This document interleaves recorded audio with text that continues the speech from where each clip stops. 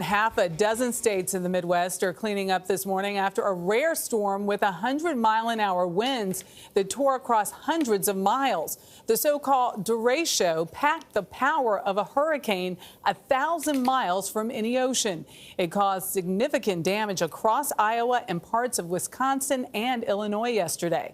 Adriana Diaz is in Chicago. Adriana, what's the damage there? Good morning, Michelle. Well, we're in the neighborhood of Rogers Park on the north side of Chicago, and the National Weather Service says a tornado passed through this neighborhood. And look at what it left behind. There are downed trees on top of cars all across this area. Then as the tornado pushed east, it actually went over Lake Michigan, which is just a few blocks away. The weather moved in quickly, it struck fast, and it tore through the Midwest in a matter of hours. The downpour moved into Iowa Monday, leaving hundreds of thousands without power.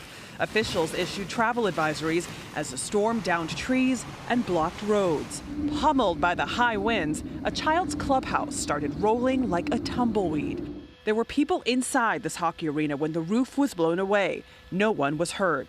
A Des Moines postal worker also escaped injury when his truck was crushed by a falling tree.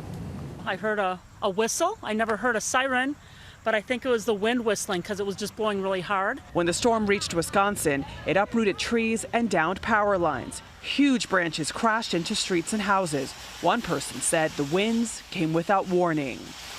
I was hearing all these different sounds. I turned and looked out the window and realized it was full frontal force of the storm coming in. Emergency crews worked to right a semi-truck overturned on the highway.